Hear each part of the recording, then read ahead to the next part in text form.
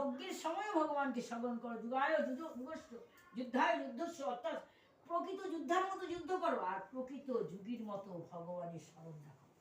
এই দুইটা একসাথে হবে? বলে দুইটাই একসাথে হয়। গীতার পর আমরা জানতে পেরেছি দুইটা একসাথে হয়। আগে আমরা জেনেছি সংসার করার পর বানপ্রস্থে যেতে হবে, এখন আর বানপ্রস্থে যেতে হবে না, খুব সহজ। তাহলে কি করতে হবে? সবকিছুর মাধ্যমে আমাদের হরিনামকে স্মরণ করতে হবে। কলি যখন আগত, কলিকাল, কলির জীব ধন্য কেন?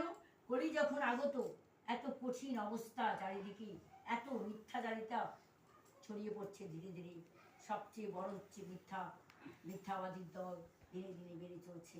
প্রভুর কাছে প্রতিদিন রাজার কাছে বিচার আসছে। রাজা বলছে কে এরকম করে এমন হচ্ছে? তিনি তো শুনেছিলেন যে কলি চলে আসবে, আর বেশি দিন নাই। যা বলছে, তিনি একদিন রাস্তায় যেতে যেতে দেখলেন একটি গরুর তার 3 পা নেই, 1 পা দিয়ে সে হেঁটে হেঁটে যাচ্ছে।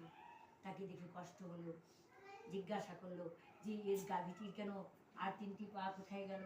বলে সত্য ত্রেতা দ্রাপর চলে গেছে, এই যে কুলি আগত তার 1টি পা আছে, কুলিয়ে চলছে।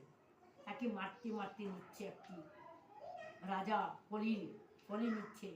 বলছে কলি আসবে আমার রাজ্যে? আমি এটা কিছুতেই আসতে দেবো না, আমি যতদিন বেঁচে থাকবো আমার রাজ্যে কলি আসতে পারবে না। ঠিক আছে, তোমার রাজ্যে তুমি সম্পূর্ণ রাজ্য না দাও, কিন্তু কোনো কোনো জায়গা তো দিতেই হবে, কারণ আমার এখন সময় এসে গেছে, আমার রাজত্ব করতে হবে।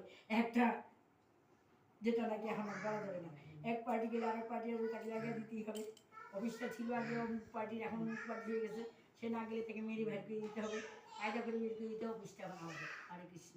ঠিক তাই করি বলছে এখন কালটা আমার সব কিছু। তখন কিছু কিছু জায়গা দিল যে আমার রাজ্যে কেউ মিথ্যা কথা বলে না, যেখানে মিথ্যা কথা হবে সেখানে কেউ তোমার অধিকার আছে, যদি কেউ বলে। এরকম অনেকগুলি যেগুলি অন্যায় জিনিস সেগুলির কথা বলছেন। তাতেও কলির মন ভরছে না, বলছে আরো কিছু জায়গা দিলে ভালো হয় না? এগুলি তো কেউ করে না।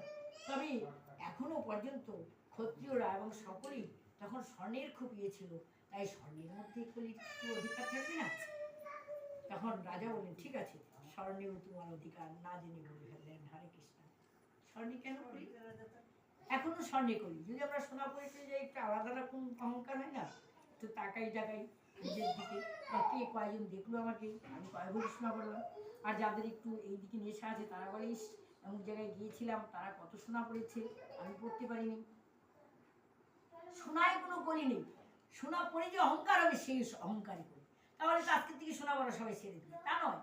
স্বর্ণ পরে যে অহংকারটা আসবে সেই অহংকারের উদ্দেশ্যে ভর করে সেখানে করলে আসবে। যাই হোক, একটা তাও পাওয়া গেল। এখন রাজাকে যদি এটা দিয়ে বধ করা যায়, রাজা তো সোনার জিনিস করেন। রাজা কি করলেন, খুব ছোট্ট করে বলছি কারণ সময় খুব কম।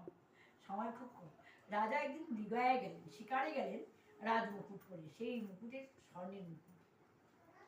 উনি বলছে আজ তোমায় আর ছাড়বো না, যতক্ষণ এই রাজাকে না বধ করা যাবে, রাজাকে না নত করা যাবে, ততক্ষণ পর্যন্ত এই রাজ্যে আমাদের অধিকার হবে না।